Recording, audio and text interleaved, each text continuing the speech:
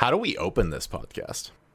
So I'm just gonna play the old intro on my phone over the microphone, and we're just gonna kick in like Please it's Grow Up do Radio. it. Now loading Grow Up Radio.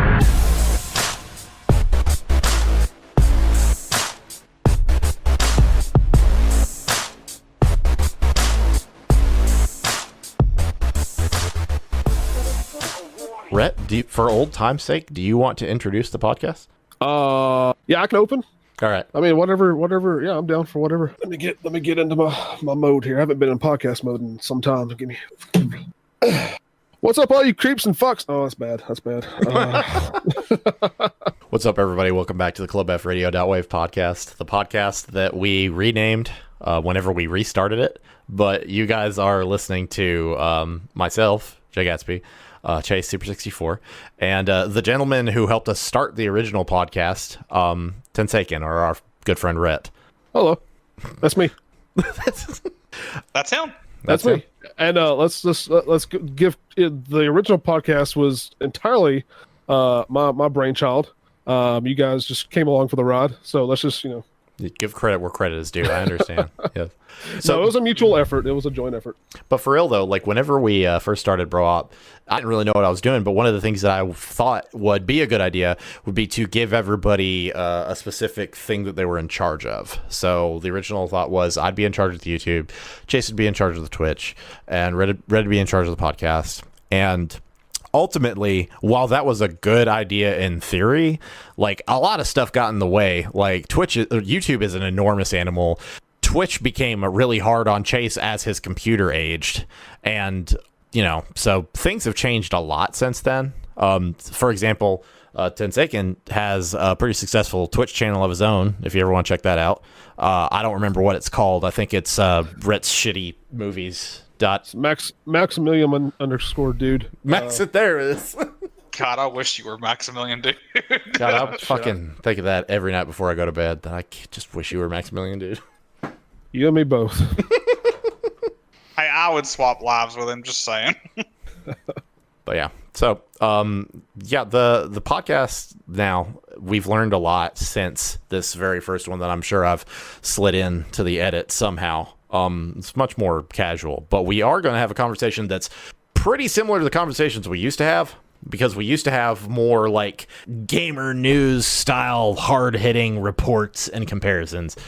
So since that's not what you're getting this time, what you're getting instead is a bunch of dudes talking about the next generation of consoles and the next generation of gaming. I will say, for the record, I like this format a lot better than what we previously tried to do. Because like you said, we did previously, it's like we had meetings beforehand. Yeah. And we're just like, okay, what's on our minds right now? Like, what is like the news for each of us? And it was, mostly us three and Justice. And I mean, we talked about going to conventions, fucking games done quick. I mean, just whatever the flavor of the week was for us at the time. I like the idea of actually sitting down and just having a conversation about just one thing, and that being the episode. So hats off to you guys. I like this format quite a bit more than how we previously did it, which we were babies then. We were really just trying to figure it out. Yeah. Well, this format feels more like a podcast to me. Yeah. Like I only listen to one podcast at all right now, and it's the Abroad in Japan one. And when I listen to it, it always gives me ideas for ours. I want to try to structure ours the way they run theirs, and theirs is just two guys, and they just talk all the time. Yes, Artemis, Chris does have a podcast, and it's very fucking good.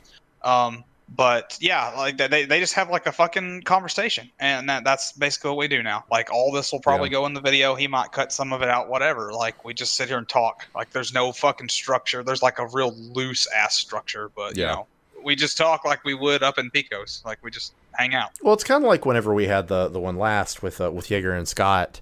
I knew from the bottom of my heart we weren't going to stay on topic. Because that's how conversations with them go, and I knew it would be okay. And sure enough, we took a fucking huge aside in the middle of it, and then we came back. And I like it like that because something that I've talked about a couple of different times is that, like, before we started Bro Op, my favorite thing about Game Grumps was that if I was lonely, I could put it on and it felt like I had friends over just shooting the shit about video games. So that's kind of the goal for everything we do, is that it's meant to just be distilled hominess in a way. So yeah, this fucking dumbass conversation about consoles coming out. What? I think there's a new Nintendo. Yeah, I was going to talk about the N-Gage. What we talking about? New consoles? Dude, I heard you can play COD on the N-Gage. Oh man, let me tell you something. Listen to me. You listening right now? Chase, you listening? Yeah, I'm here. The possibilities on the N-Gage are absolutely limited. Very much so. You think there's anybody listening to this podcast that doesn't know what the N-Gage is? Yeah. Yeah, possibly, and for good reason. I mean, I wouldn't blame anybody for not knowing what the N-Gage was. Leave it to my dumb ass to bring up some obsolete piece of shit material technology that just doesn't even matter no more. That's right. How I roll, though. For the remainder of the podcast, we will be rating our expectations in N-Gages from 0 to 5 N-Gages. Okay, I see now. I was like, what was there multiple models that I'm not familiar with? Is that what we're basing it off of? But dude, the N-Gage. Gotcha. Too. I'm with you now. Okay. All right. So this was actually an interesting thing for me to start thinking about whenever Chase initially suggested this topic, because this whole past console generation has kind of just jaded me, because as we were talking about a little bit in our private voice chat before this, the nature of next gen has already changed this gen. But at the same time, having built a gaming PC and owning an original Model Xbox One and an original model PlayStation 4, I feel like I can speak to like the expectations of most people. So what we'll probably do is we'll probably just break it down, talk a little bit about the PlayStation 5, the whatever the fuck box. I honest to God can't remember the name of this fucking console. Xbox Series X, right? Is that not the next? Yeah, we'll talk about that, and I'm sure whatever we have to say will be better than the name. And we'll also talk about PC gaming and what to expect from games as a whole as they move forward. Is there anywhere we want to start specifically? I figure, Chase, you might have a good idea. Well, I was thinking about I figured we'd start with Sony, because I figure me and Rhett are far more Sony fanboys than anything else currently. You know, maybe That's not fair. back in the day, but definitely now. We'll get into the specs of the PS5 here shortly, but what I wanted to ask you two, since these two consoles are coming out of holiday this year, so shortly 6-7 months away. What would have to be the launch title? Like let's pick three. Let's pick 3 games, because you don't want to buy a console for one game, right? So especially $500-$600 console. So what would be like 3 games that they would need in their launch title lineup for you to really just sell you on the PS5? On the PS5? Yeah. To my knowledge, the only thing they've actually revealed anything about so far on the PS5 is that Godfall game that they showed off a little bit of it last year's E3. I don't know if there's anything else has come out about it since then. That looked good, but that's like all we have to go off of. So I don't really know what to think about that yet. And of course, there's unrealistic expectations, such as, I'd love there's been rumors about Sony acquiring like Castlevania and stuff like that. So that would appeal to me, but I'm not holding my breath for franchises like Castlevania or like a Metal Gear Solid or anything at this point. Yeah. So as far as launch titles, that's a tough question. I actually hadn't even thought about launch titles as far as the PlayStation is concerned, because I don't know. You know what I think this generation has done to us is that this is the generation where we watched more and more previously exclusive franchises start bleeding over into their competition's hardware. So that stopped being kind of our mode of thinking. So for me, the things that would make me get a PS5 would probably be something new. Like, I want to see something new that really interests me and really gets my attention, but also looks like performance-wise really impressive. And outside of that, the only exclusive property I can think of that I would want to see, I would want to see another game from the creators of Shadow of the Colossus and The Last Guardian, because I never did play The Last Guardian, but like I am still a huge fan of them and their game making style. Yeah, and see, I'm with you on the new property thing, because it's easy to take an old property and make a new game and it be a launch title or whatever. But let's go back to the original Xbox, and like when that original Xbox was coming out, I remember being at school and we just all knew you had to get Halo. Like Halo was coming out with the original Xbox, and that was the game to have for that console. And we didn't know nothing about Halo other than just what was, had been said about it in magazines and stuff, but you just knew. And I would love to somehow, which it's hard to recreate a feeling in 2020 that you had back in 2001 or whatever, given the advancement of technology and how easily accessible news and stuff is to us now. But I would love to try to get back to that. I would love to see a new game and think, damn, that might be the killer right there. That might be the gold title to start off with, So and it's really hard to do now, because I think the real issue here is that because we have withstood all these different games and all these different generations, our standards are so high. And that's why we're seeing less and less new IP, not just in video games, but in movies and everything, is that nobody wants to risk their production money on something that they don't know is going to sell. So but like this past gen, they tried. Like every platform was like, yeah, we're funneling all of our fucking money into indies. And I don't know, there has been very few indies that came out of that wave that actually stood out to me. I know Cuphead took the world by storm. People were really satisfied with that. Cuphead was good. Mm-hmm. But I don't know. I don't know specifically if there's one game on PlayStation that would make me go, holy shit. But I'm at a disadvantage because this was my first gen where the PlayStation was my main console. So I don't have a lot of nostalgia for Sony-centric titles. I'll tell you that I do plan on waiting to get Final Fantasy VII Remake until there is more of a bundle or something of like the different installments. Like, let's say there's 3 of them. I hope to probably just get them all in some limited edition, something or another. And obviously that's already going to happen. So that wouldn't be a surprise. Yeah. And that would be a great launch title, the next Final Fantasy game. But we're not anywhere close. If they're going to release it, if they're releasing the PS5 this year holiday, they're not going to be anywhere close to that happening. Otherwise, that would be a killer app to start off with. Exactly. Because what I was going to say is, now this is a dream lineup. This will never happen, like Gret was just saying. But if they were to launch the PS5 and they were just all like, all right, Final Fantasy VII Remake Part 2, Spider-Man Part 2. Yeah. You wouldn't be able to find one on a shelf. Like, they would sell like fucking hotcakes, especially if it's exclusive again, where it's only on PS5 for like the first year of Final Fantasy. Like, everyone's gonna want their hands on that shit. Yeah. Agreed. But, and then well, go ahead. You go ahead, because I was about to maybe open up a Okay, yeah. Well, my other one, personally, they would never make this a launch title because I don't know that it would do well. But if they just came out dick swinging and was just like next Monster Hunter, PS5 exclusive. That would make a difference for me, because Monster Hunter World was a huge success for me because they finally implemented the power of a next-gen console. So if they were to roll out with another Monster Hunter and just and finally give me what I want, which is throw me into a real open-world wilderness. Like, this last one was better, but it wasn't a real open-world wilderness. Throw me into that and let me hunt a monster. Buckets. Yeah. Well, I don't think you'll ever get that with Monster Hunter due to timed hunts. Yeah. I don't think they're ever going to throw you into a world where you can walk from the jungle to the volcano, because it's just not how the game works. Well, fair enough. Maybe I need a different franchise then. But, I can still see them implementing performance improvements into the mechanics in some way. But yeah.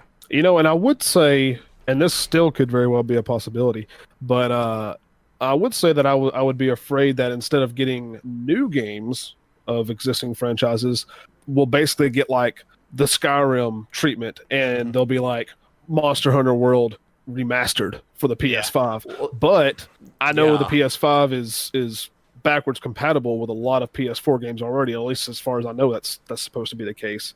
So I don't know how much you can actually achieve by re-releasing a game if it's already, backwards compatible with the previous version. And this might be a whole other can of worms altogether, but you can make the argument saying, oh, it's release the next gen version of that. How much, in terms of graphics or whatever, how much more next gen can we really get at this point? Because it's not a drastic change like it was going from like the SNES to the N64. Or, there for a series of 20 years or whatever, it was just drastically looking better. But games these days are looking fucking phenomenal.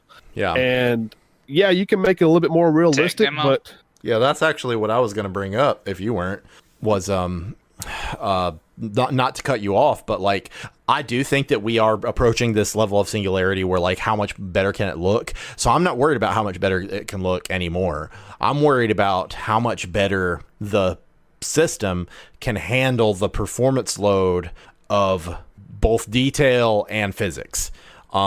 Because like take for example the Unreal demo that they've been using to showcase a lot of this stuff for the PlayStation.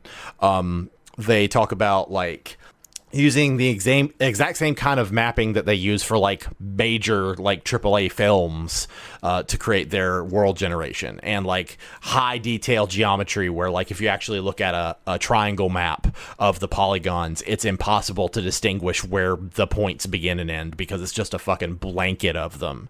And then for me, like dynamic lighting is a big piece of it so that you no longer have like weird fucking shadow things. And more importantly, dynamic physics. Like, I want to see more games with volumetric physics, like a Minecraft, that don't look like a bag of ass.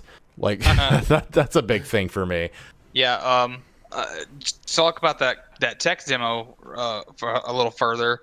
One thing that I watched Maximilian Dude do, he also put out a video talking about reacting to that tech demo, and he was just like, I don't know if the Epic devs for like to lie like the way that E3 demos do to show you all the shit and then it just not even be in the game, not even be feasible. So he was like, let's go watch the Unreal 4 launch trailer and let's compare to games we got. And so he did that, and man, when he went back and watched that Unreal 4 trailer, it looked like trash.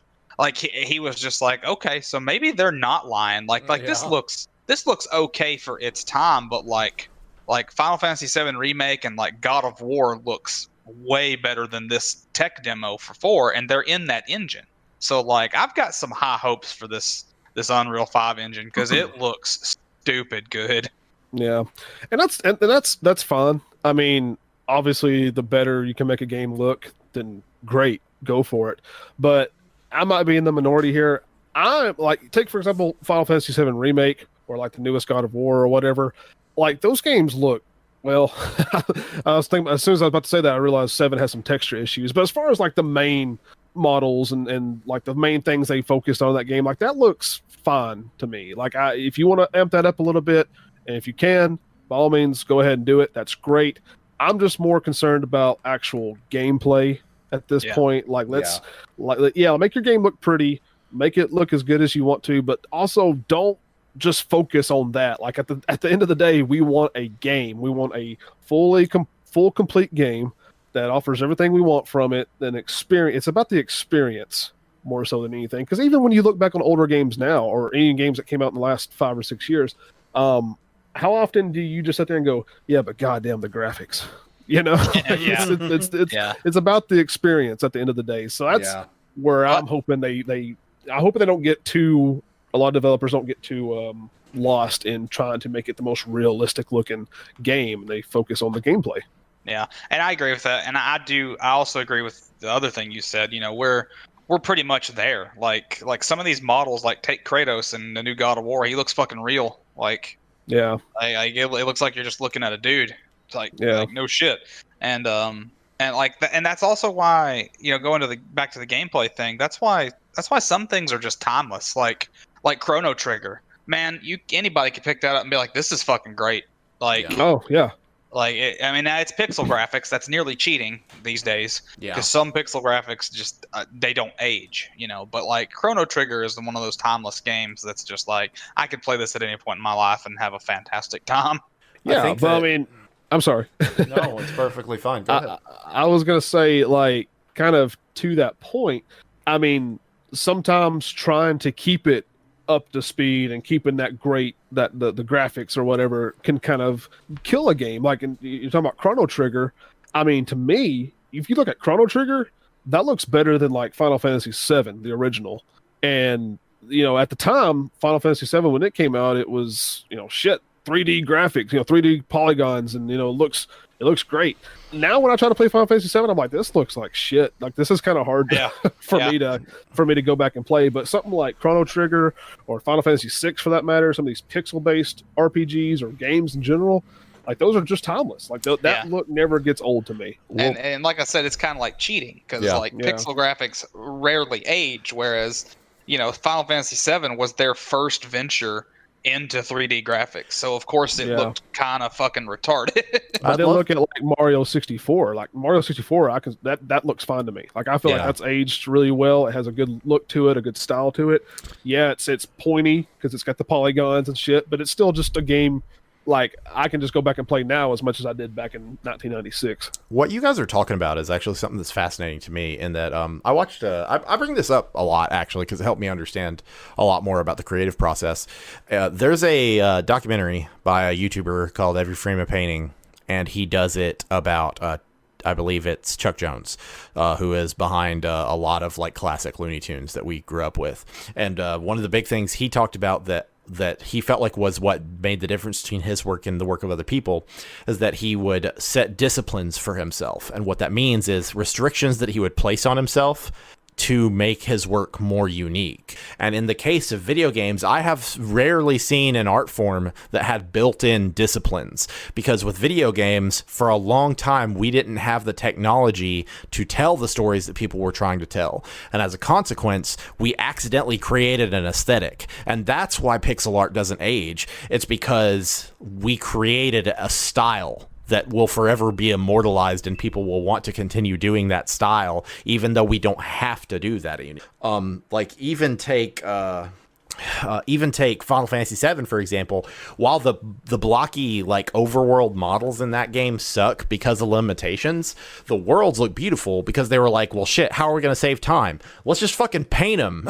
Like, let's just fucking draw one giant picture, and we'll just have invisible walls, and they won't know the fucking difference.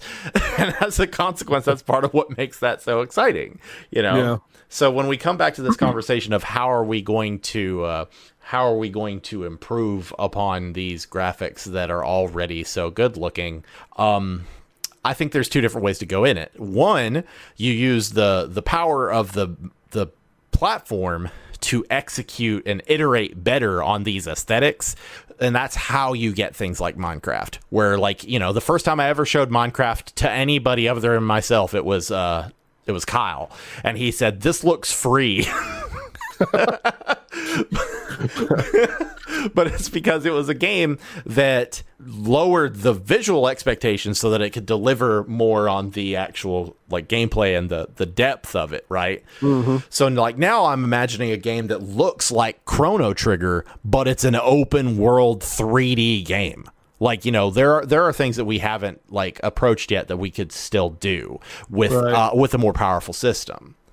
Yeah, but as far as making it as realistic as possible, I will say this, and this isn't necessarily to segue into this just yet, but I'm just saying, now if like VR is something that we're truly just going to push, like this is just something we're doing for future titles or whatever, in that situation, I can understand why you would want to spend a lot of time making it as realistic as possible, because that's them trying to imitate another world, like a whole nother visual, physical world you can interact with through virtual reality. So then I can kind of understand it.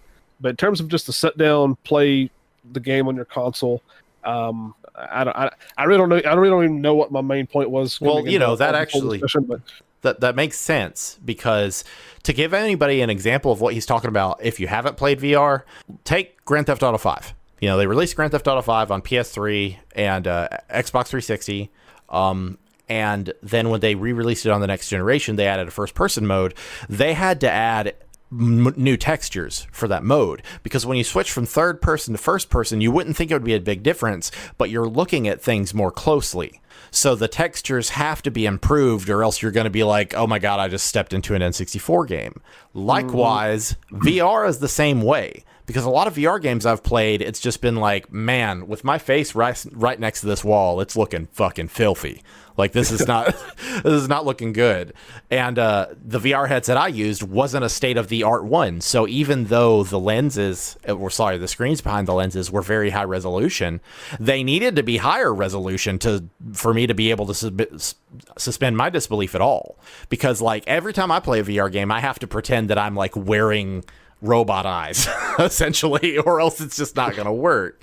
So, yeah, that's another place where this performance boost will probably help. Yeah, like I don't want to see clipping when I'm in VR. You know, like I want it to. Why is that a thing? Is that a problem? It's pretty bad. I don't have any experience with VR. I mean, very, very minimal, really. So that's why I'm kind of coming from more of a standpoint of what I want in VR rather than what we actually got. Yeah. Well, you've played VR chat, right? Like, obviously without a VR headset. Right? Yeah. That's how most VR games look. Like, it's still such a fucking meme. There's no way I would buy a VR headset right now for anything other than porn. Yeah. Well, you know what? That's my experience with VR. Now that you mentioned it, the porn booth at E3 2016 when they let you do first person view, watch porn that way. Now I think about it, that might be the extent of my VR. I'm just imagining Rhett in a booth with a helmet on, just with his face kind of tightened up like he does sometimes, going, "Huh, yeah, it's pretty nice." That is flexible. So, that's definitely something I want to talk about. I do want to talk about VR, not necessarily at this point in the conversation, but whenever it is the most rational time for us to transit into it. Right. I know a lot of kids do VR on their PlayStations. Like, I have not tried the PlayStation VR at all, but that's one reason I do believe like that will be an actual viable thing for the future of gaming, because I will overhear kids talking about buying stuff for their VR in stores. Like, the other day I was in the store and this kid was just like, well, we were going to get Five Nights at Freddy's VR. And the dad was like, well, why didn't you? Like, and that was like the whole conversation. Yeah, fuck that noise. I'm just now getting around to the point to where I can handle playing some horror games just on console, just on my TV. Fuck VR horror games though. Like, I'm not made for it. It's not my thing. But and in fact, I don't mean to keep plugging like, oh, I went to E3. But when I went to E3, they were demoing Resident Evil 7, and the way you had to demo it was through the VR headset. And I was like, no. I can just not. We're good. If it was just sit down and play it, maybe I might wait in line for that. But I'm not. Especially back 4 years ago, I just wasn't about that. So yeah, but that's a hell of a genre to do it with. You know, that's one of the best ones if you're going to do VR is do the horror, especially first person view. You know, I could see the appeal if you're into that, but it's not my cup of tea at all. Yeah, and likewise, I can see where a lot of people aren't prioritizing it. Like, you know, Chase, for example, isn't prioritizing it. I am interested, but it's not like I have the money for my own right now. I was borrowing my nephew's for a while. I was fully intending on stealing it. Didn't work out. So I will say, one of my coworkers, the one that's closer to age than me, actually he's a little bit younger than me, but he has PlayStation VR and he fucking loves it. Like, he plays some racing game. I don't know the name of it, but he absolutely is in love with it. He said it's one of the most interesting and cool things he's ever like messed with. I think he's got the full setup, like the wheel, the gas pedals, like everything. Yeah, I think that there's some chill there, and especially if it gets cheap enough to justify it. But you know, until right now it's the price of your console. Like, you know, you'd have to spend $600 to get the PS5, and that's just a guess because they haven't released the price yet. And then you'd have to spend another to get the headset and all the shit that goes with it. Like, Yeah, and someone like me who's only had a PS4 and a gaming PC for the past few years, I mean, I'd love to. There was a time where I would love to have an Xbox One, and I would still love to have a Switch at some point. So I'm not going to go out and spend my money on VR equipment when I can turn around and basically use that towards a whole new console. Yeah. Yeah, and I absolutely agree. Plus, I'm not appealed. There's no appeal to me right now with the VR. What I want out of VR is just something that we're not there yet. Yeah, we're not there. I mean, I know a lot of people would probably like to say, "Oh yeah, I'd love to do VR and play Skyrim, be a part of that fantasy world." That'd be cool and all. Someone like me, I want it for like NBA 2K or like Madden, where I can, because I'm fucking old. I can't do that shit no more. So I'd love to just put a VR headset on and be like, God damn, I'm the quarterback of the Falcons right now. Like, let's just, let's make. Man, I can't imagine how disorienting a sports game would be in VR. Like, that would take some serious work for them to like. Yeah. Get that right, so it wouldn't just immediately make you throw up. I know what technology is advancing at like an alarming rate, but I'm not convinced we're gonna get there in a decent timeline for me to be able to enjoy it. So, but that'd be great. That's what I want out of it. But until we get there, or at least somewhere close, I don't see myself buying a VR headset anytime soon. Well, what's it gonna take for you to buy one of these brand new X Cubes? Well, okay. First of all, since you said it like that, let's talk about that for a second, because the PS5 has not had an official design. Well, they haven't had a design officially released yet. There's been a couple kind of floating around, one of which looks like a sleek PS4. I like the way that looks. There's another one that looks like one of those cheap, like Chinese knockoff consoles. You know which one? The V-shaped one. I don't like that one. I'm looking at it. Yeah, I'll post it. I'll post it for people if this is what you're thinking of. So they're in ticket perks. Yeah, that thing right there. Yeah, I don't like that one at all. That one looks like complete damage. Oh, no. It looks like a design for like a hotel. It looks like a VCR. And other little things about it, like what's this? Let's go digital. What's that on the right side? What does that say on the front? Like, I don't know. I don't care what it says. That's just ugly as shit. Now that I can get behind. Now the controller design is legit. That's they've confirmed. Officially released that. I didn't hate it. I've never hated it. To me, it kind of immediately looked like an Xbox One controller, sort of. It does. And to be honest, I've always really liked the DualShock series because they stayed somewhat consistent and it's just felt natural. So and we're not really getting too far away from that because the layout's still the same. But I can handle that controller. That controller, for all intents and purposes, looks fine. And if that PS5 design behind it is in the picture here, but what we do have an official design of is the Xbox Series X, which is just a box. And I'm gonna be real with you, I don't hate it. It's very simple. Sure, it's not flashy, but at the same time, it kind of looks like a computer tower, sort of like especially one of these days. And it looks like you could just slide it in, and you can also flip it horizontal if you want to do that too. I've read. So it looks like you could just basically just fit it in anywhere on your shelf and go to town. Yeah, so I'm thinking they designed it that way to be modular. Mm-hmm. Like, I really think they're going to come out and be either this one, they're hiding it, or maybe they have already said it for all the fuck I know. But I really think they're going to try and surprise you and be like, hey, this is modular. You can buy upgrades for it. They will be releasing on down the road. Right. Because, I mean, it's very clear that Microsoft's trying to get back into the PC gamers' hearts because like everything going forth from here, Xbox wise, is also coming to PC. Yes. And that leaves me with absolutely no reason to own an Xbox ever again in my life. Absolutely with you. Well, because you've already got the Xbox One, so you're good as far as Xbox One titles are concerned. So the only reason I would ever get an Xbox at this point is to play Xbox One games. But if all these games coming out on Xbox, at least for the first couple of years, are also PC available, I mean, I'm going to go with the PC 9 times out of 10. I didn't, and any money I would use towards an Xbox Series X, I could just use upgrading to upgrade my PC with. So yeah, I'm right there with you. So in terms of like exclusives, PlayStation's just got that by default, really, because you have a couple options as far as the Xbox games are concerned. Yeah, and not even to mention, there's not a lot of Xbox games. Like, let's be real. They got Halo, they got Gears of War, and that's about it. Yeah, like they're really with this current generation. I mean, to me, it's like it's a no contest. PlayStation 1, the exclusive battle, hands down, with the games they had: Spider-Man, God of War. For right now, Final Fantasy 7. I mean, there's more. And for a while, Monster Hunter. Knack.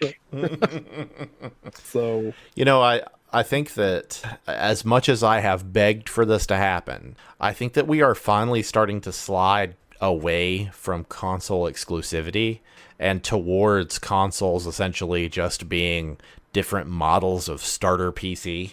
But what that's got me afraid of is that we're seeing more digital exclusivity in the online space. I can save a lot of that for when we talk more about PC gaming, but like as far as how it impacts stuff like Xbox, like you said, I'm really appreciating this cross-platform ownership type thing. I want to be able to play. I want to be able to play COD from my PC with my friends on Xbox.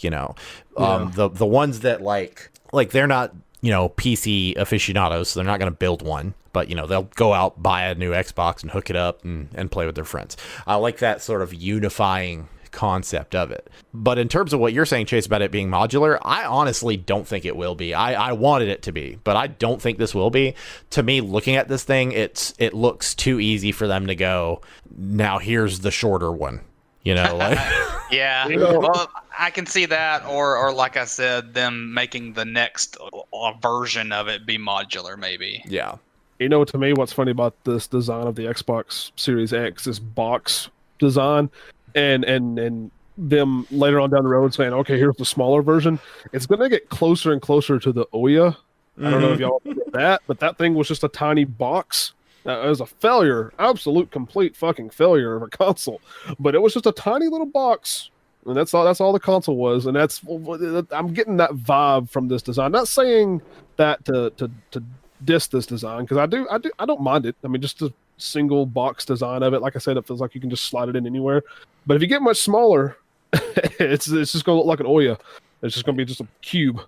So, but I don't know. I feel like we've had some ugly consoles in the past that did fine, so I mean, at the end of the day, the design of it, what I think people are most concerned with is just the flexibility of being able to put it basically anywhere they want to on the entertainment center or whatever. So I'm going to show you a version of this Xbox I've seen before that I actually really like.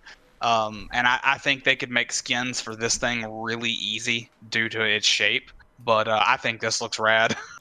Ooh. The Vegeta Series X. I like that. Yeah, you can make skins for this thing like no problem. Like, oh god. I could just print out a sticker now and just wrap it around it, and there we go. Yeah, I just really don't like Vegeta staring back at me from my controller. That's the only part. He's judging you, as he should. Oh shit! But yeah, but if the PS5 comes out looking like that fucking god awful thing that we showed off to begin with, I mean, Xbox wins design-wise, in my opinion.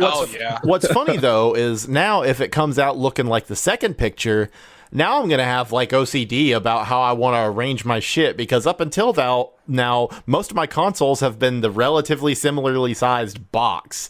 Like, and now it's, like, I'm going to have one standing up and one laying down. I'm going to want to put, like, a fucking subwoofer on the other side to balance it out.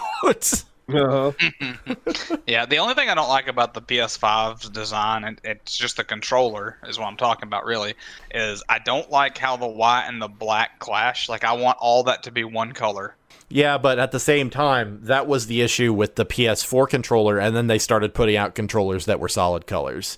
So yeah. I wouldn't put it past them. Like, I actually liked how my bootleg white and black controller looked, and then they put out real official white controllers, and they were solid white. And I was just like, you got me liking this now. What are you doing? Yeah, I feel like we'll get that, like some re-releases where it's just all solid colors, and so I feel like that issue will be solved for you later on down the road. But are they going to have a big ass obnoxious light on it that you can't turn off, or is it just these tiny little lines? No. But back to the question, which Chase had asked for the PlayStation, and I'm going to go ahead and ask for Xbox. What would be your launch titles that would need to be on Xbox to justify you getting it? I know that you said that, you have a PC, so there's no reason for you to. But let's say for the people who don't have a PC and who don't yet have one of these, what are some key things that we would want to see? Well, it's not a bad play for them to go with Halo. I mean, that's their flagship title. So yeah, launch with the new Halo game. Of course, I haven't played 5 yet because I haven't had an Xbox One. So I don't know how anything. Well, see, I was about to say I don't know how the Halo series is holding up these days, but yeah, you go with Halo. What I've seen of this Hellblade 2 game looks good. I don't know what kind of game it's supposed to be or anything. I've just seen some like cutscenes or some trailers of it. But other than that, what else does Microsoft actually Fusion Frenzy? Yeah, dude, I would play the fuck out of a new Fusion Frenzy. You bet your ass I would. But no, one game I think they could come out swinging with, and I'm going with Jesse's suggestion here. Let's pretend they're either not coming to PC or we just don't have PCs. Fable 4. Yeah, like that. Dude, that would blow my fucking socks off, dude, man. Don't bother making it look realistic. Stick with the stylized graphics and just give me more. Yeah. Like stop promising more and fucking give it to me. Yeah. And speaking of don't make it look realistic, this goes back to what Rhett was trying to say, things are getting so realistic that sometimes they sacrifice gameplay for it. And some games suffer heavily from looking realistic, Like even if they don't take away gameplay elements for it, like you wouldn't want to play a super realistic looking Mario game. Mm-hmm. Yeah, even in Odyssey, that fucking T-Rex is so out of place. Well, what's funny is if you look at the Super Mario models over the years, they literally do go more detailed, less detailed, because Nintendo noticed that too. The first time that we saw Mario with sort of a hyper-realism look to him was, I think, Melee, because they like gave his overalls a denim texture to it, and I think somebody finally realized, okay, so what, are we gonna put wrinkles on his face? No. So yeah, like not everything needs that. And likewise, something that I would like to see improved out of this graphics boost, because yes, we are approaching a point where there's not much we can do, but I do want to see uniformity and realistic faces, because I feel like there have been some realistic looking games that the faces were still fucking weird looking. I feel like right now people are still kind of playing fast and loose with faces, and I would like to see some improvement. And I do agree with what William has said here in the text channel that I don't know, man, Fable 3 was disappointing, and I absolutely it was. That game's a piece of shit. Like they promised so much of that and didn't deliver. So like Fable 4 would be a risk. But like, I don't know. I love Fable so much that if they came out with another one and it was exclusive, I'd be like, all right. Fable has such a distilled fantasy aesthetic. Like there are times when I want nothing more than to play a very certain type of game. And Fable's one of them, where like it's just like it's very saturated, and it's got its like historic like place in terms of the tech versus the magic just really figured out, and then they squandered it on those fucking flipping spin-off games that either didn't do good or didn't come out. But I think it's important to recognize that I'm pretty sure Peter Molyneux is not with Lionhead anymore. So yeah. Well, I mean, that's another thing about Microsoft is like, they've owned Rareware for fucking ever now, and like, where's Banjo-Kazooie 3? That shit would print money. What's funny is I don't remember who I was talking to about this recently. I think, I was just having a chat with Kyle and them about Ghostbusters, right? And we were talking about they're really excited for the new one, and that it does look darker. And I was just like, you know what? I think I've been looking at reboots and sequels all wrong this whole time, because I think a lot of people, when they try to reboot or add a sequel to something older, they try to keep it the same almost demographic that they were originally aiming for. But that's a mistake. Like, you can't make a Ghostbusters movie today that's aimed towards kids and it still be pure. You have to make a Ghostbusters movie today that's aimed towards adults that grew up with Ghostbusters and continue to challenge what they're expecting from a movie. And likewise, no kid out there is going to see a fucking Banjo-Kazooie game and go, hot diggity damn, I want that. But your fucking 30-year-old dad, if he sees an enormous open world Banjo-Kazooie game where the possibilities are fucking endless, your boy's gonna be in his underwear all day playing that. Yeah, exactly. And like, they own all these studios for years that they've done dick with. And like, you know, they've bought up even more in the last like 2 years. They've bought up a fuck ton of studios because I think they're finally getting ready to be like, all right, we were once on top, let's get back there. Like, I think they're about to start announcing shit left and right. Yeah. And that's their only hope, man. Like, they've got nothing. They've got nothing. I tell you what, this won't happen, I don't think. But something that would really, if they could get their hands on the license and something that would help them push consoles, it'll piss off a lot of people probably. But for example, if they could get their hands exclusively on sports titles, like especially with if I need to read up on this, but I feel like because EA's had all the rights to making NFL games over the last few years. I think that's starting to wrap up, or maybe I'm a couple of years off. I don't know, but if that was the case, and like 2K got back into making NFL games, and Microsoft got ahead of that and got the 2K games were exclusive to the Xbox. I mean, these sports games sell, dude. I mean, that would push consoles off the shelves if that were the case. I don't think it would ever happen. It's just I've never thought of that. If you winded up having the console that became the sports console, and I agree, man. Like that would be a big move for them. You know, that'd be a big brain time. Like that's crazy because like I don't play those games. But I know Rhett does, and other people. He loves wrestling games and stuff. If that was all on one place, well, okay, the good wrestling games. Let's not go too far with it. A couple of years have been a little, but at one point, you couldn't get me off them. I mean, imagine if Xbox come out and they were just like, all right, guys, sports games exclusive for us, and we also have college football back. Yeah, I was thinking about that too, because that's also another rumor is, the NCAA, there might be a chance that's coming back pretty soon, as early as like next year, maybe NCAA games. Now, if they, even like EA, if EA brought back NCAA football and was exclusive to the Xbox, that would piss off a lot of people. At the same time, it would make Microsoft a lot of money because you know how long us sports fans have been waiting for a new NCAA football game? You know how many people still play NCAA 14 because it was the last one out? Hell, I still go back and play it like once a year because that's the latest one. I played on my 360. And just to get that, especially when college football season rolls around, you kind of want to get a little bit of that experience and you just go back and play it. And yeah, man, that would be insane. I don't think it would happen, especially with like EA. I think they'll keep it multi-console, But no, at one point in time, I mean, with the original Xbox, Microsoft had their own NFL game. They had NFL Fever. And I had that one. I had 2003. Yeah, and they weren't bad games. And I think they did them up until EA acquired the rights to the NFL. So who's to say that Microsoft wouldn't just bring that back? NFL Fever 2021 or something. I mean, whatever. But that would be exclusive. Although I guess they'd have to release it on PC as well. So it feels like any argument I come up with in their favor, it's going to be, it's also going to be on PC. So it kind of like hurts them at the same time. But it's all Microsoft, so I guess. I think we're just going to have to start looking at Xbox and PC like they are. Because basically. They're no longer not everybody can afford platforms. Yeah.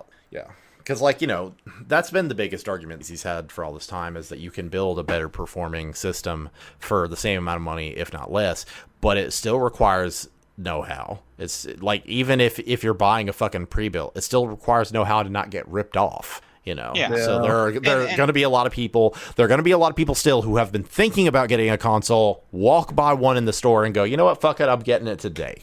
Yeah, and parents especially. Yes. You know, Oh, it's yeah. so much easier for parents to walk in Christmas time or whatever and get, oh, here's the new Xbox, instead of going to like Newegg and be like, hey, I need to build a new PC for my kid.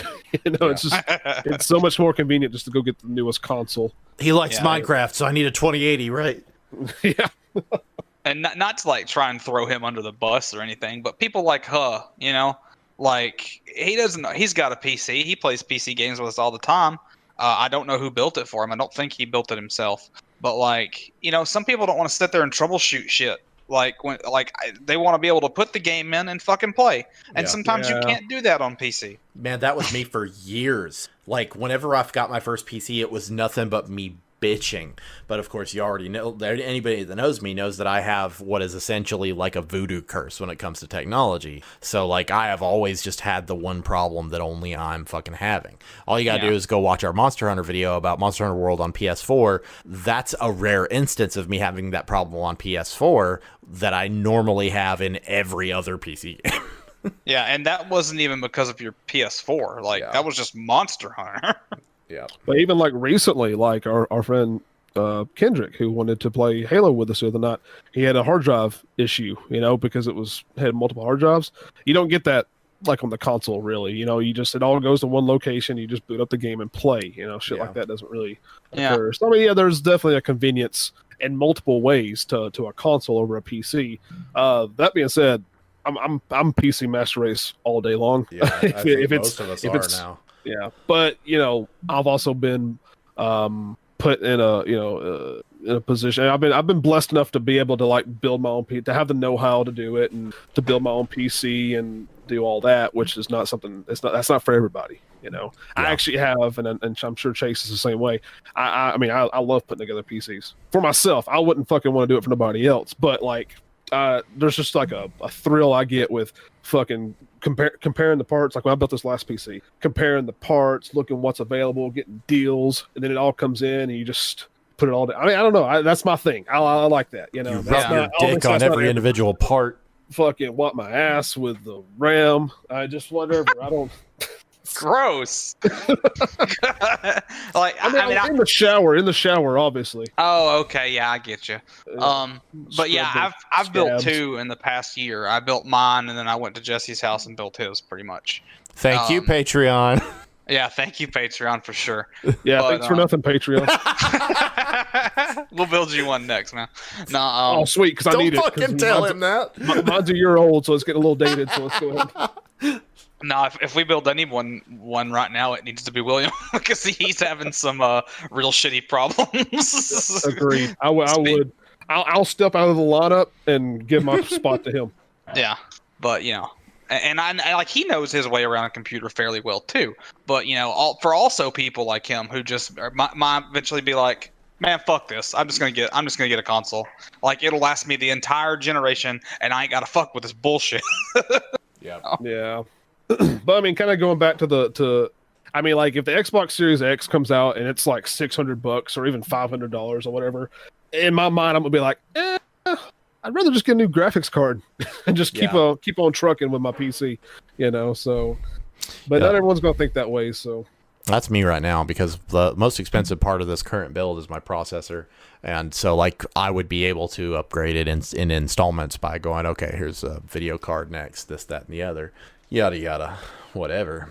But I think that it used to be, at least this past gen, and maybe even the one before it, like it wasn't just the processing power that really pushed the console. It was whatever gimmick came along with it.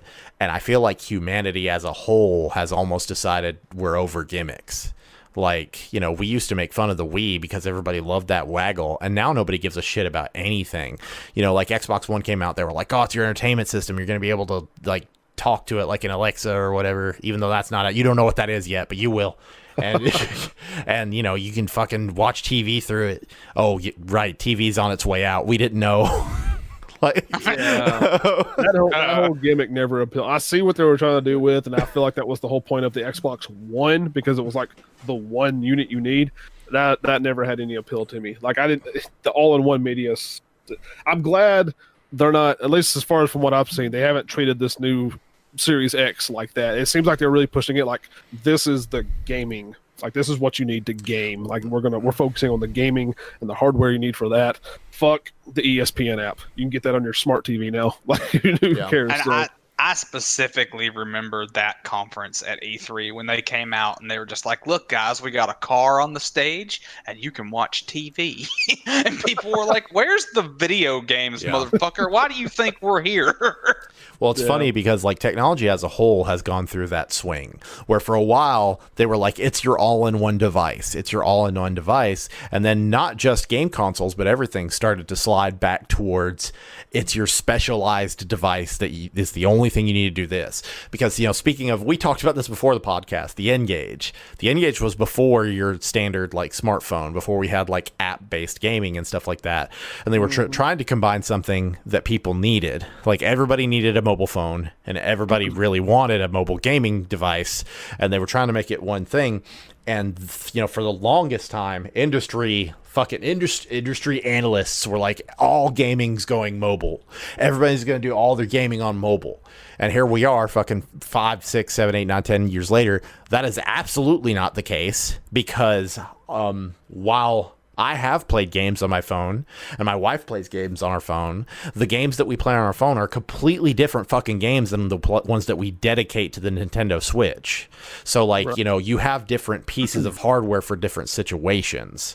The Switch is very much a, I want to play Animal Crossing until I go to sleep machine for me. And, you know, so as a consequence of seeing less and less of these gimmicks, it's almost like we're returning to form to like a gaming Wild West situation where it's like very much like way back in the day, whenever all it really was, well, what games do you have and what can they do?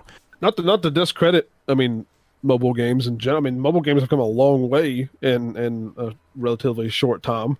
And I've caught myself spending way too many hours playing like fucking Dragon Ball Legends or something like that. But yeah, I mean, I lost my, I didn't know where to exactly go from there, but you're fine. I'll make sure to include that entire fumbling moment as the that's intro. Fun. I hope you do, because people need to know what I'm about, and they need to know that my train is off the rails at all times.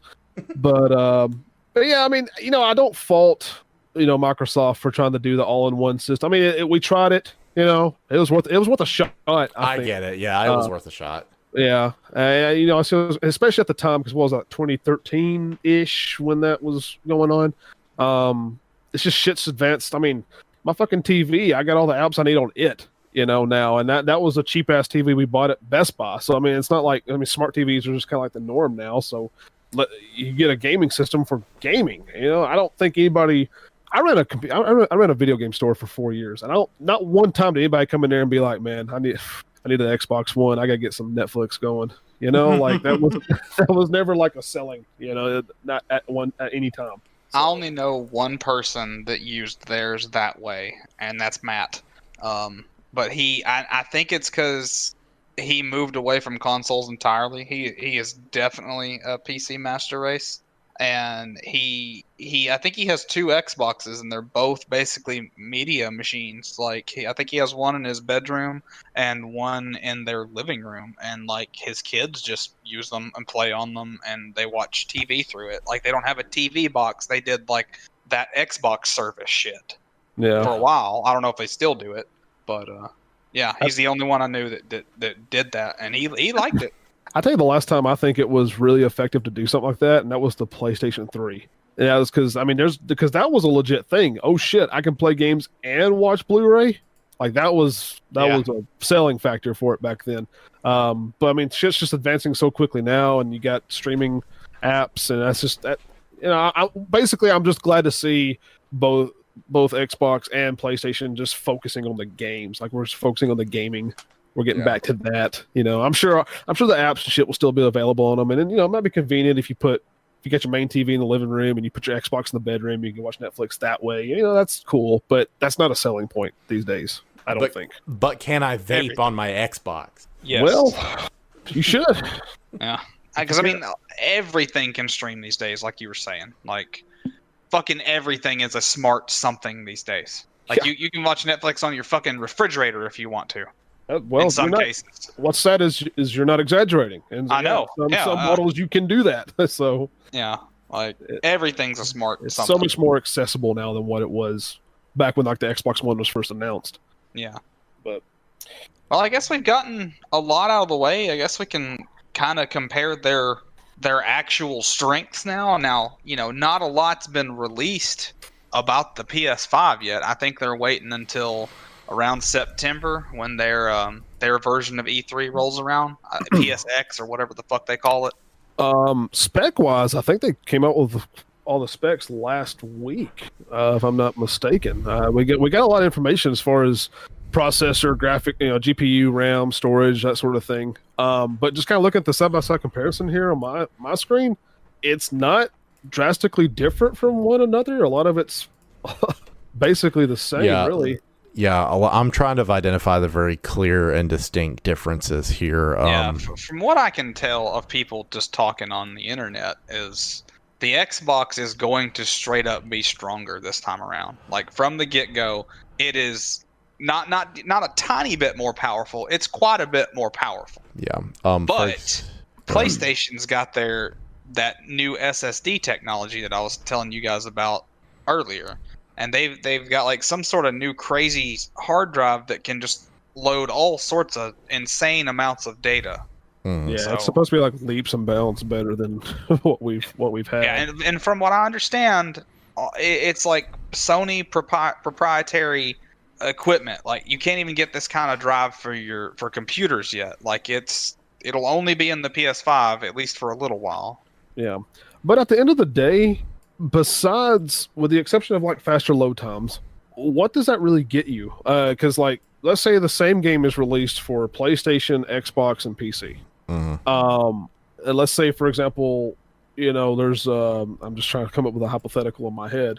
Like in this game, on there's like a doorway or like a pathway you're trying to go through, and usually games will try to keep you from going through it because there's like a tree fell over or like something, just like some debris in the way, making you go around. That's going to be the same case on like all the consoles. Like no matter what, like even if one console is far more powerful than the other, it's not like it's going to be like, oh well, on this version you can fucking just walk right over that tree and just keep going. You know what I'm trying to say? Like it's going to be the same game. It'll come down to exclusives. Like multiplats are always going to look the same except for the Switch version. Sorry, but well, what's funny is that joke doesn't even work anymore. Because that joke made sense for like Wii and to an extension the Wii U for what sad saps were still stupid enough to publish their games on it. But you don't really see diminished versions on like the Nintendo platform anymore. It's either, we lowered the textures and put it out, or we were never going to put it out on Switch, essentially. So I think The Witcher is a big, I don't know what I'm trying to say. Exception to that? Exception, like The Witcher on Switch looks like absolute shit.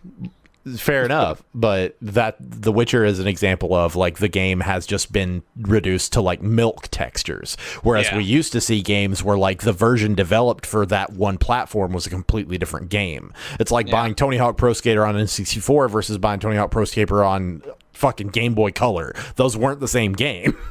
So that was a big thing for a long time, is that they were different versions of the game. But or even like, it's funny you say that, because yesterday when I was I hate plugging just saying anything about my stream on here. Red has a stream that he wants you to watch instead of Bro Op. Well, I was streaming. Well, no, I'm kidding. I don't want none of y'all at my stream. Oh man, Fair's here. He's listening. Oh, Fair can stay. But like I was playing Power Rangers, Mighty Morphin Power Rangers for the SNES. At one point during my stream yesterday, and I was kind of taking a trip down memory lane. I'm like, what was the deal with these games back then? Because take this Mighty Morphin Power Rangers. The reason I was playing the SNES version is because I was reading up on like the best Power Rangers games ever, and I was like, I'm gonna pick a couple from this list and play them on stream because I'm in the Power Rangers mood. And I was reading about the Mighty Morphin Power Rangers game because I'm like, I think I played that when I was little, so let's try that again. Which version should I play? And I was on the Wikipedia, and the Wikipedia, all it said was like, on the Genesis version, you can unlock the Green Ranger. I'm like, well, that's a win for me because he's my favorite Power Ranger of all time. So I downloaded the Genesis version and tried it out. It didn't like it. It was really hard. So then I downloaded the SNES version, tried it out. Totally different game. completely different game. The Genesis version starts off like a one-on-one fight. It's like a fighting game almost, whereas the SNES version was like a platformer. But like they shared the same name, the same graphic art. They were advertised together. Yeah, I'm like, what's the deal with those games back then, where it was the exact same title? Like they were marketed like they were the same game, but they were totally different games. Like, yeah. So I was just thinking, like, that was well, because you were talking about that, like Tony Hawk for the 64 and Game Boy. I was like, what was the deal back then? What different? Yeah. I guess different publishers, different development teams, or something. Well, it reminds me of. I don't know. It reminds me of the problem that we were consistently having all the way up to PS3, where the PS3 and the Xbox 360 had different architecture. So, Grand Theft Auto 4 got delayed by like half a year because they had it. It was nearly done, and they were just like, fuck, you mean I'm going to have to code this all over again in Hebrew just to make it work? Like, what the fuck? That's basically how it was. So we're seeing less and less of that now, except in the instance of the Nintendo console, which is essentially 2 generations behind in graphics, because that's the thing that they do. And what's it's the same game, right? Like, especially like The Witcher. Yeah, oh yeah, it's absolutely the same game. It's not like buying the 64 version versus the Game Boy version. Like, it's just a straight up port to Switch that can't handle it. Yeah. So, I mean, at least you're getting the same game these days. It's just, like you said, on the Switch, it's going to look a little bit worse, or a lot bit worse, depending on the situation. But you're still getting the same game. Yeah. So what I'm curious about is, are we going to start seeing that trend with the VR version of something versus the non-VR version? Because they've already started trying to sell the VR version of games as a separate game. The only one I've seen not do that has been No Man's Sky, because they knew they had to do a lot of dick riding to get themselves out of the dirt. But for example, Fallout 4, Skyrim, well, I don't know for sure if Skyrim's like that, but I do know Fallout 4 is like that, where you have to buy it separate for VR. And it makes sense because I feel like the mechanics would have to be different. So That's the only thing that I can start seeing fall on that lines of, are you getting this version versus this version? And I feel like you might kind of have to with VR, or at least publishers and developers might have to do that with VR, because apparently just the fact that it's VR isn't enough to sell it. You have to change it up or add more to it for it to be like not only is it a VR edition, it's also a special edition in some way. There's more shit to do or whatever. Just trying to get VR to pick up, and so you can sell more units. So we might see that for a little while, until we find ourselves in some Skynet world where that's just like the norm, where the VR is just the way to go. So, but yeah, I mean, VR sold very poorly at the store I ran, which might have been location, demographic, I don't know.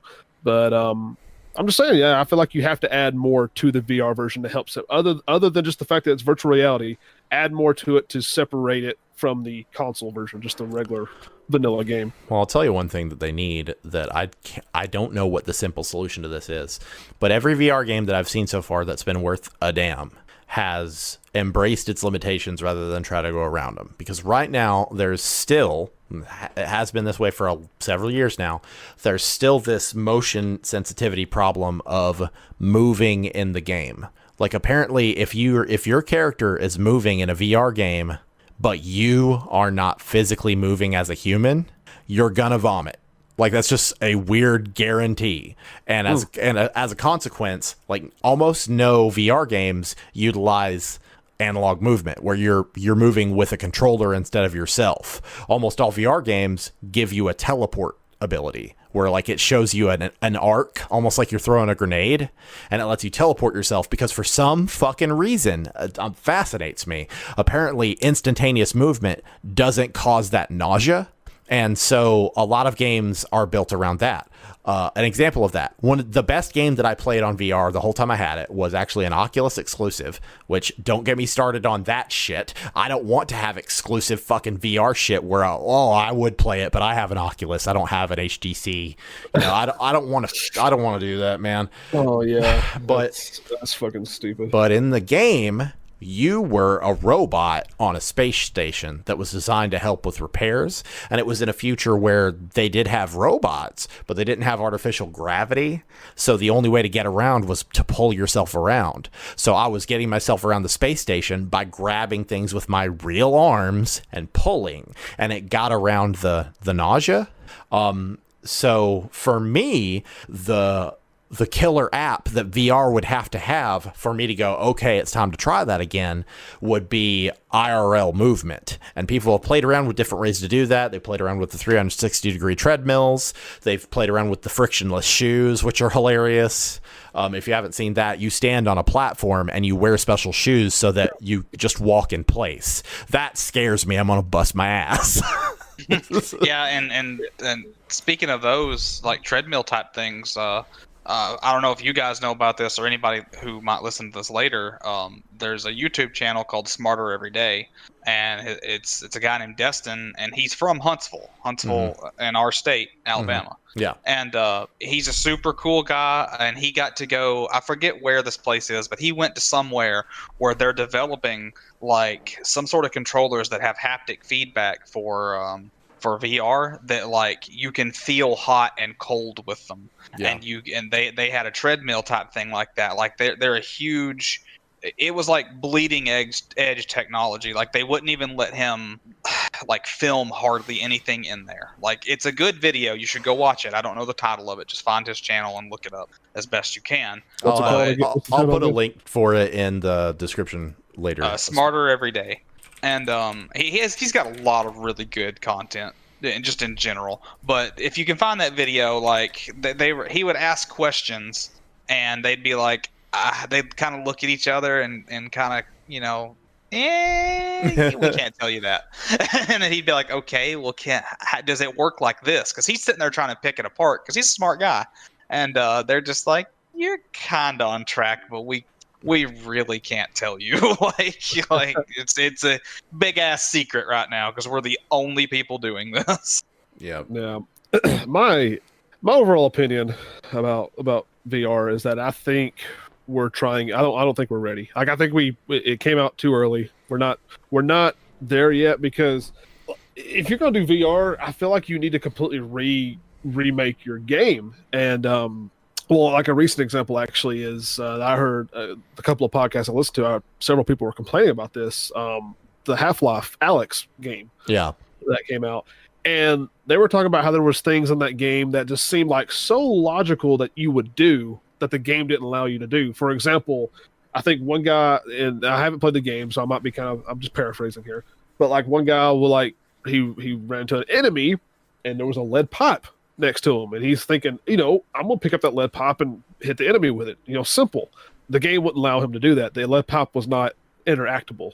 And so I just feel like shit like that, like that should be a thing you should be able to do in a VR game. The world, I'm basically saying you need to basically be able to interact with the world like you would in the real world. And I think that in VR, there's like this higher degree of scrutiny, right? Because if you're playing a game in third person, you might not see the pipe on the ground next to you and go, I'll definitely be able to pick that up. Mm-hmm. Yeah. Well, I think what happened was actually now that I think about it, he had used the pipe previously to open a door with, or to bust open a door, because you had to pick up the pipe and bust open a lock or something, and then immediately encountered an enemy, and he's still holding the pipe. And he's thinking, okay, I can use this to fight the enemy, but no, he couldn't. It wouldn't register. That's bad conveyance. If you knew the character was more than likely going to be holding that pipe when that happened, then you should have went ahead and planned it out, because that's how games teach you things. So Will in chat says the problem with that is God only knows what any given person might want to try. Exactly. It's like playing a D&D game with you. It's like I can't anticipate your every fucking move, but they're going to want to try, and that's why I think that VR games in smaller settings work better. Yeah. I mean, and obviously some limitations, like, if there's, especially like in that situation, if you're holding a lead pipe already, make it to where you can attack a monster. I'm not saying make it to where I can just sit here and piss all over it. Please. Obviously. You don't have to go that far necessarily, but I feel like just other little things like that. And we're just not quite there yet. I mean, they've been trying to push like VR technology forever. Let's think about like the Virtual Boy or something. That shit flopped hard, and even like the PlayStation Move and stuff like that just never really took off. They've just been they've been slowly, it's like they're releasing shit as we're progressing with it, and You know, I guess in some situations, I mean, well, to branch off you have to know what I'm saying. You know, Yeah. like it's not we're beta testing it as we go until we get it right. To branch off what you're saying, Chase has said the same thing you've said for a while, is that we're not there yet. I'm gonna disagree, but only with a caveat here. I think VR's there. I think it's there. I just think it's more expensive than it needs to be for where it is. Like VR is currently at the $100 a headset level for me. Like I don't, maybe 120, maybe 150, you know, but like for it to be like a whole console price for this degree of gameplay, that's not there. But is it fun? Yes. And it's more fun than I expected. But yeah. And I've said this before, either on stream or maybe another podcast. I can't remember. But I'm kind of in both camps here. I agree with Rhett. Like, we're not fucking there at all. Like, I can't think of a single VR game that I've seen that I was just like, I have got to play that. Like I would Halo Infinite or you know, Final Fantasy VII remaster or remake. You know, I've never seen a VR game that made me want to go out and buy a VR game or a VR headset. What I think this is the part that I think I've said before, but what I really think will drive VR, it's going to be like the fucking DVD uprising. Like, you know, DVD came out in, what was it, HD whatever. Are you talking about Blu-ray versus HD DVD, or are you talking about something else? I'm talking about when what did porn basically sell the fuck out of? It like killed another everything. Porn has always been that. Like yeah. Like well, didn't when porn started getting really mainstream, didn't they like basically drive DVD home to win? Yes, whatever it was up against. Yes, I think the same thing will happen with VR. Yeah, I really, really do. Because like developers and people don't give a shit about it right now. Like they're just sort of, like Rhett said, beta testing it. They'll put out some bullshit, basically equivalent to an iPhone game out on VR. You know? Yeah, and let's not pretend like even with the console games they're not doing the same thing. Because especially the last few years, I mean, there's been countless examples of games that were released way earlier than they needed to be. That they weren't ready, and we basically had to beta test them until the patch came out. Yeah, but especially with VR, I just and Will said in chat, VR will never get to where I want it. Most likely, I'm not sure if you were here at this point. I basically said the same thing earlier in the podcast. Like, what I want out of VR, I don't think we'll get, or at least not in my lifetime, or at least not in a timely manner to where I'll be at a decent age where I can be doing all this VR shit, moving around in my living room while playing the game. Because I want like legit virtual reality. I want like a legit actual world out of it. And that might just be a grand fantasy, you know? Yeah. But that's what I would like, honestly. Like we want Sword Art Online or that movie I can't remember the name of. Surrogates? No, well, Surrogates, but Ready Player One. Like, we want like... I guess I thought Surrogates, because Surrogates, Breaking Benjamin had a song in that movie, so I'm like, oh, that's the one you're referring to. Oh, yeah, definitely. Yeah. But no, like, we want that, and we're stuck with what we have, you know? I just want higher resolution Riley Reid videos on VR. Dude, same. Hard pass. What's funny is that, like, again, it's not a right or wrong situation. It's just we're all speculating. I think we're closer than that. But the reason I think we're closer than that is that I don't think it's going to take nearly the technological leaps that you guys think, because the biggest reason that we don't need VR right now is because we already get immersed in our video games. Because video games that are very well designed, whether you're watching it on a screen or not, you feel like you're there. And as a consequence, I'm not going to have to jack my fucking cerebrum into a VR game to feel immersed once they do a couple of things for me. For example, once the headsets are all wireless, the ones with wires, I'm constantly aware that there's a goddamn snake on my head. And it just really takes me out of it. Yeah. Like, I really hate when I've got my pants around my ankles and I got tied up in a cord and I have a mask on my face. Sounds like every other weekend, really. Well, I'll tell you something me and you've disagreed on before, Jesse, and I don't know if you remember this, but I'm pretty sure we're within that time frame, and I think I came out right, but maybe not. You'll have to help me here. I'll have to help you prove you right. No, you'll have to help me prove one of us is right. But no, me and you disagreed a long time ago, probably like right out of high school, that I think by now video games you'd be able to input your name and it read it to you. It would always, they'd be able to voice act your name. Like RPGs or something. Yeah, and we are nowhere near that shit. Well, it's like, Rhett, we must go save the princess. You know what's funny is I think that we are perfectly capable of doing that now, but no developer wants to put the resources into it, because what it requires you doing a voice profile of that length with all of your main voice actors. Like for example, the woman who did the voice of Cortana, she did a full voice profile so that she could be that like AI assistant for Windows 10, and vice versa. If they would get voice actors for games to do that, this would not be a pipe dream. It's just you have to pay for more voice acting if you do that. Why? Well, I also don't think that having fucked with Siri and Alexa, I don't want to say that too loud or she'll trigger. But like having fucked what, is she real sensitive? Yeah, she is real triggered, man. But hey, Google. But after messing with them and listening to them talk, and like that's what they specialize in, I just still think we're so far from that happening. Hey, Google. Oh, there it goes. That took a while. Hello, Pizza Hut. Sorry, I have the Pizza Hut Echo Dot. Oh no, you don't buy Rhett Pizza Hut. Higgy learned that lesson. I mean, I'll eat it, but I won't be happy about it. That's true. Just imagining you just chewing angrily. That was so fucking funny. That's a story for another time, but God, that was funny. Yeah, my deep hatred for Pizza Hut. Especially when you're in a metro area that's got all the... You know what? I digress. That's just fucking... Who the fuck orders gun?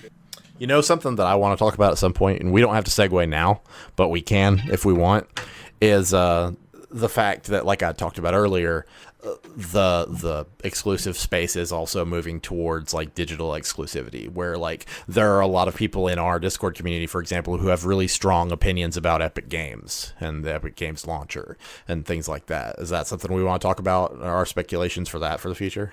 We can talk about that, yeah, and we could also kind of throw in whether or not we think physical gaming is going to disappear with this generation, because I think it's very possible, and I don't like it.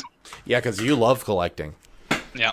I'm absolutely do. I mean, I love filling my shelves with cases. So yeah, I'm the same way. At the same time, though, that's because that's a nostalgic thing for us. We've been raised to believe that's the norm. You know, there are a lot of benefits of digital gaming. I really enjoy being able to put my Switch Lite in my pocket and not have to worry about bringing the case with me, because I only own a couple of physical games that I'd even want to switch between. You know, so like most of my digital stuff's already on there. You know, provided I have the space, I can just have easy access to all of those things. I do like physical copies of games, but I think a big thing that took that love away from me was the fact that they stopped providing physical literature with them. Like, I get that, but what kind of replaced that for me, and what William's kind of saying in chat right now, is getting stuff like steelbooks. Yeah, because me and him collect steelbooks for various games, especially if it's a series we're really into, like Monster Hunter or Final Fantasy VII.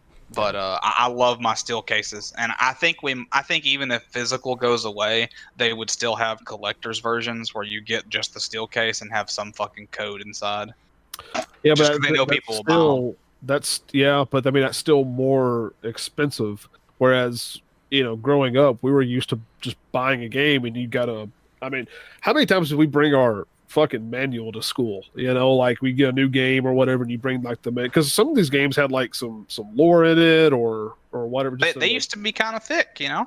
Yeah, and I mean, you'd bring them to school or whatever. That just came with the game. Yeah. But now, like you're saying, I mean, the option might always be there, but it's going to require $30 extra to get the collector's edition, so you can get the book with it. You know, some collectible. Yeah. Literature with it. So that's I'm with you. Like it's kind of depressing when you buy a new game, you open up that case and like there's a spot for shit to go on the left hand side, but there's just a pamphlet.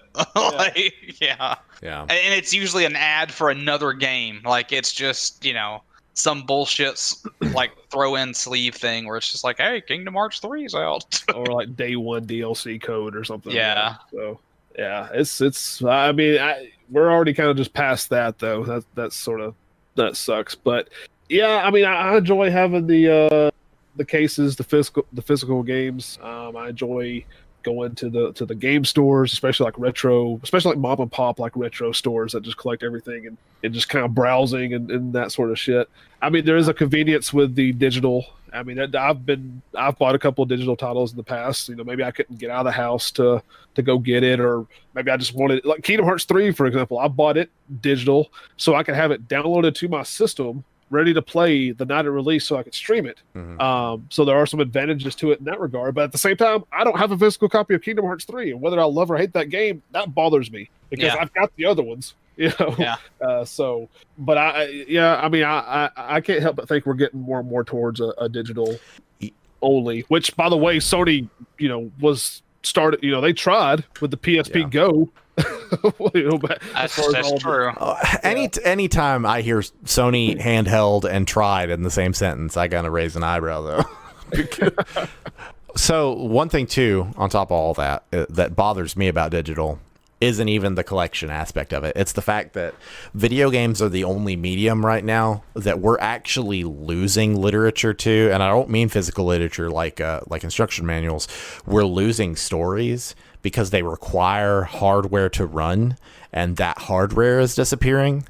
So there are games now that you can't go back and play without doing a lot of like investigative collection to do. You know, like there are YouTube channels devoted to like, you know, I wanted to go back and play this like you know, this really old PC game, but it won't run on newer PCs at all. So I had to get an old PC to run it.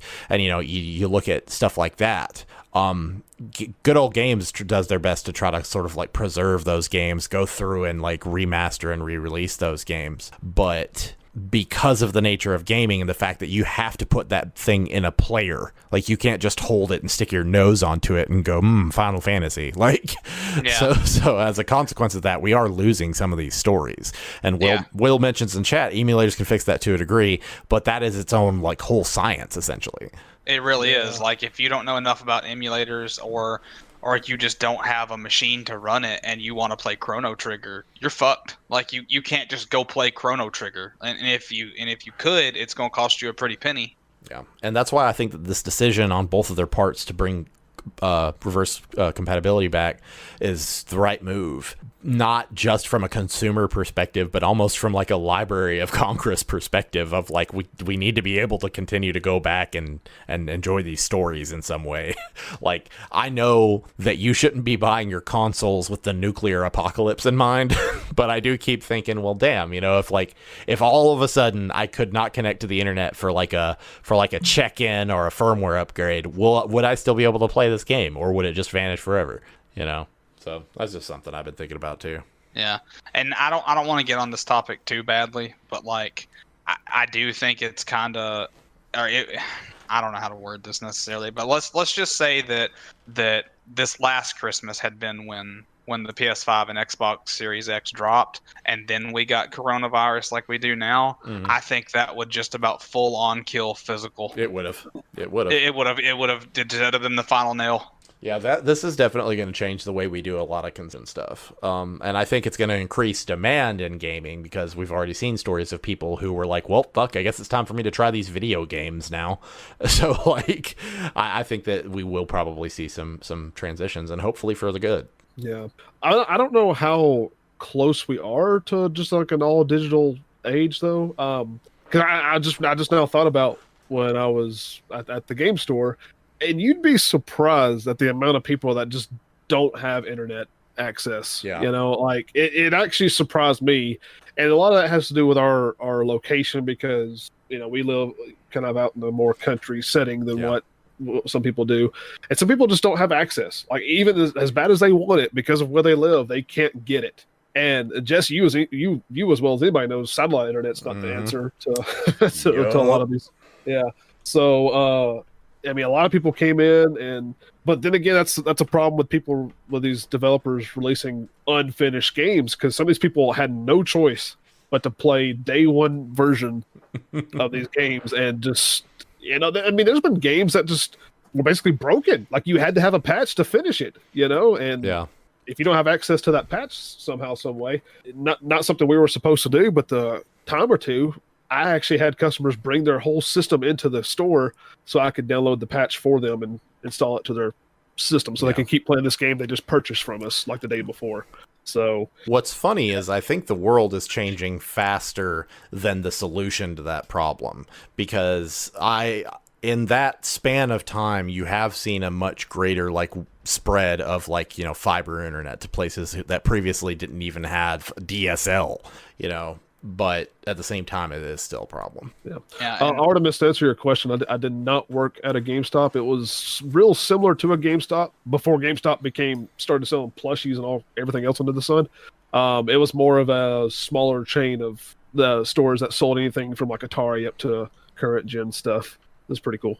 Yeah, and another problem we're starting to run into outside of digital, like even physical, starting to have this problem. Games are getting too fucking big. Like they're way too fucking big, man. Like, and hard drives are huge these days for, you know, PCs. But like, come on, man, you're only gonna get like maybe a terabyte in your console, like maybe, you know. Yeah. And then shit like Modern Warfare is ridiculous right now. That motherfucker's like 130 or 160 gigs at this point. Yeah. Who's got room for that? Free to play the game. For a free to play game, it's insane. And like, you know, the original PS4 came out with 500 gigs. It did not take long. Even back in 2013, 2014, with those games, it did not take long to fill that up. Yeah. I mean, I think it very much pushed Sony and Microsoft to be like, oh, we got to come out with terabyte systems, because fuck, that's just that 500 gigs ain't cutting it. Mm-hmm. And like, even, you know, even as much as I like physical, and I don't despise digital. I mean, hell, I use the fuck out of Steam. You know, like everything. Yeah, everything. You know, PC's been all digital for the most part for what, a decade? It's like a long fucking time. And PC games don't typically have great cases anyway. You know, it's either a huge box or tiny sleeve. Yeah, it's not like you can just put them side by side like any other console. Yeah. But anyway, what I was trying to get at is, you know, whether it's physical or digital, games are still big. Like, nearly nothing runs from that disc. Like, it installs fucking everything. The disc just says, okay, you can play it. Yeah. The buying physical isn't really that much of a convenience anymore in that way, because you're still having to wait on that, you know, regardless, you're going to have to like get all that in there. And I've been thinking about that while you're talking about it, is that you'd think the solution is, well, we need to upgrade the storage medium, but that's not going to happen, because we've switched to using the same medium that we use for video on all of our video playing. We use Blu-ray. So we're like, is there going to be a bump up in terms of physical storage? They're not going to do that. Like, I really don't see that happening anytime soon. Like, we've already seen the disc slot on it. It's a Blu-ray player, you know. But if you want a solution to this, you need some kind of disc that can hold more. It's kind of like, you know, the Nintendo Switch switching to those little flash cards, right? You know, they were the best bet for them. Yeah. Actually, speaking of those, I seen an interesting post the other day, but the entire Nintendo 64 library will fit on one Switch cart. Man, and you know what's funny is I bet some motherfucker at a mall kiosk is going to start selling that. And I would buy it. I would too, dude. Yeah. Like, I would love for Nintendo to just get on top of that and be like, all right, we're not going to do virtual console, but you can buy the entire library for $100. Here's the cart. They won't do that because they suck ass. But, you know, I would buy it. So who wins? So the moral of the story is, which system is the one to get? The PS5. Nice. If you have a gaming PC and you want a console, you know, powerful console, not portable, I don't see why you'd buy an Xbox. Until we have more information, right now, I don't see why the fuck you'd buy an Xbox. Yeah, I mean, like me, who never had an Xbox One, I mean, that would be appealing to me, so I can go back and play some One games. That being said, like, there's not really a whole lot of Xbox One games I just want to play. Halo 5, I do want to play it because I've played the whole series, and I still would like to play through that one at some point. I've never been that big of a Gears fan. Sunset Overdrive looked like it was cool back when it came out, but there's not really anything. So man, we're digging deep though, aren't we? Because I haven't thought of that shit ever since that E3. So, but with me having a gaming PC that I plan on keeping for as long as it holds up for me, I virtually don't see a reason for me to purchase the Xbox Series X. The PS5, especially with backwards compatibility. I mean, I could sell my PS4, turn around and get a PS5 or something. There's still plenty of reasons for me to get a PS5. Now, if it comes out, the PS5 is still like $200 more expensive than the Xbox Series X. That might change a few minds, but for me, I don't know. It's going to be the PS5. That's a good question to ask before this is over. Like, at what price point would you buy it at launch? Like, what is too expensive? Because the PS3 when it came out, they were just like, yeah, we want $800 for this thing. Yeah. My answer is going to be completely different because there aren't any exclusives on PlayStation right now that would make me go, fuck, I have to have this right now, and my PC isn't enough. Like, it would have to be really, really silly cheap to justify me getting it at launch. Yeah, I mean, that's another thing. Like, right now, I don't see why I would need to get either one of them at launch. Like, there's nothing that's been announced there's hardly been anything announced, period. I mean, all the PlayStation games I was looking for too are out already, except for fucking Cyberpunk, which looks cool. I might try that out. But I mean, I got a PC. I can play it. I mean, I got ways of playing it already. And I didn't get a PS4 at launch. I didn't get a PS4 till fucking Arkham Knight dropped. Yeah, I didn't get one until a year in, a little over a year. I got mine with Destiny. I remember actually when I first started working at the game store, it was right before, like literally 2 weeks or so before the PS4 came out. And one of my coworkers at the time, who I had to fire as soon as I took over. That's neither here nor there. But one of my coworkers at the time was he had a PS4, and a few months into it, he was asking me. He was trying to sell it to me. I was like, "Oh yeah, I'd love to have a PS4." And he's like, "Yeah, I'll sell you this and Killzone. I'll throw Killzone in." I'm like, "Dude, bet that sounds pretty good. Let me call my wife and talk to her about that first." So I called her and I was like, "Hey, dude's trying to sell me a PS4. He's gonna give me Killzone." She's like, "Is that a game you really want to play?" I'm like, "No, not really." So I'm like, "Hey man, I'm not going to get that PS4. I'm just going to wait. There's nothing out for it right now." So I'm just imagining her, and she doesn't even really play video games that much, just being like, "Rhett, what the fuck is Killzone?" I mean, essentially that's what it was. She was like, "Is that a good game?" I'm like, "I don't think so. I don't think it is." No, that's a good point. What's funny is I got that Killzone game and I fucking hated it. Well, I think that's the only game he had. He was trying to sell his PS4 already, so that probably should have been the red flag. But yeah, I just waited.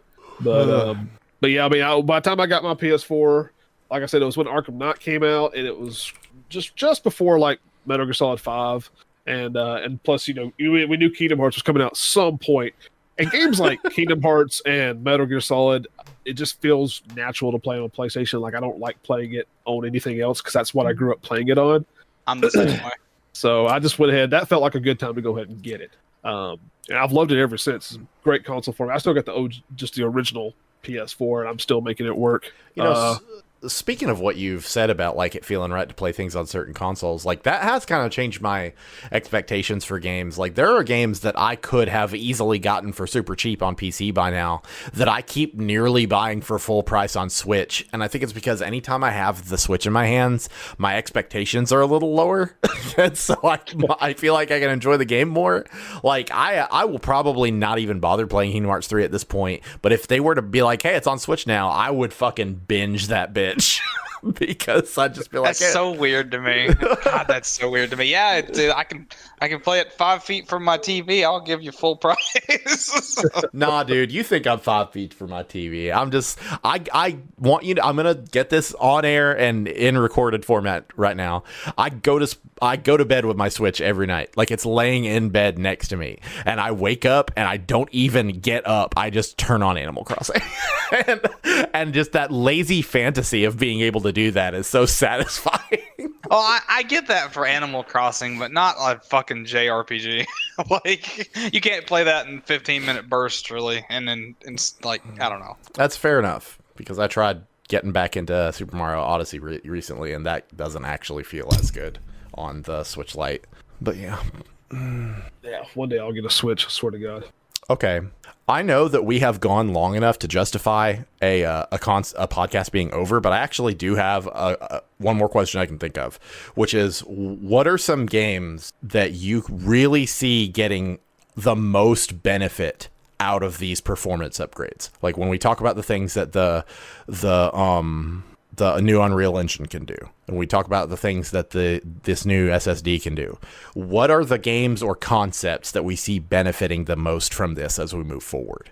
I think well, like, I don't know what engine Monster Hunter uses, but like, if it's anything like that Unreal Engine, I think the next Monster Hunter will be fucking godlike. Yeah. Well, you know, even if you don't have big free roaming levels like what I'm talking about, you can at least have a sincerely improved level of like interactive environment. Like it doesn't have to just be, oh, they're on the viney things now, I can do the viney trap now. Like it could be, I'm gonna cut this fucking tree down on this T-Rex's neck. Like, you know. Yeah. That's a doozy. I'm not sure. I'm just not sure what my answer would be for that, because I feel like I need to see more. Like I actually need to physically see something like a game or maybe a re-release or the sequel to something done on the next gen for me to be like, oh shit, yeah, that really benefits from all this. Because like, I mean, it kind of goes back to my whole saying about the graphics and stuff. As far as the graphics are concerned, I mean, graphics look great now. Yeah, kick them up a notch if you can, but gameplay is really what I'm more concerned about. But I mean, if you can make it something like, you know, there's not just invisible walls, basically. Like it's open world, you're not held back by just dumb limitations like an invisible wall or like a plant being in the way of this hallway. You know, it's just something like that. If you can really expand out and make it like a true open world experience, shit like that would be really cool to me. But like I said, I think I just need to see more before I can actually give you a real concrete answer. Well, the place my mind always goes with stuff like that is stuff like volumetric matter. Like when we talk about like voxels in Minecraft, like it also reminds me of way back when The Force Unleashed came out. That was the first time that they had that sort of volumetric distortion of like materials. Wherever you use the force on a wooden door and it splinters, you use force on a metal door and it bends. Like that was the first time that happened. Like because before it had to be like a triggered instance where this door will now become the broken door, and that changed it to where this door will become more than one individual piece of material with its own physics. So like I would like to see, like I'll just give you an example. You know, we've already had an open world Metal Gear, and I know we're not getting more Metal Gear games more than likely. This is not really what I mean. But can you just sort of imagine, like, Metal Gear Solid 1? We're dropping you into the facility.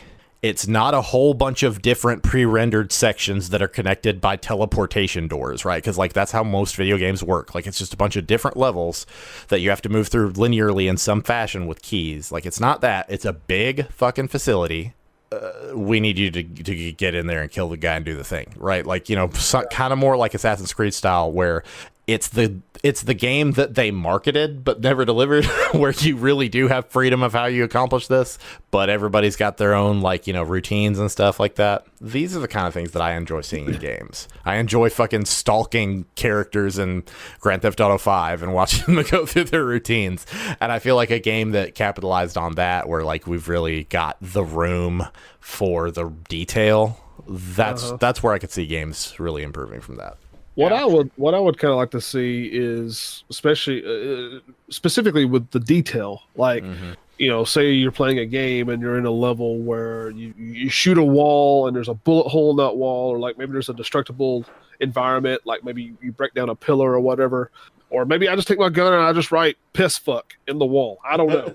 But like hours and hours into the game I progress, but then when I come back to that level, that's still there. Yeah, like it's all blood stains or anything, you know, dropped ammo for that matter. All of it's still the same spot I left it in. It didn't just heal up over after 30 seconds or whatever. So little details like that, or maybe even like in an open world game, like if I chop down a bush, like if I'm in a jungle or something and I chop down a bush. I mean, this is stretching. I mean, I know this requires a lot of resources, a lot of fucking manpower or just whatever, a lot of work, but correct me if I'm wrong, is that not what we're trying to get to? Is that not like progression, you know? So I would like to see more detail like that just stays consistent throughout the game until I delete my save file and start over. I would like to see stuff like that. Yeah, and Rhett, you said you haven't seen that tech demo, right?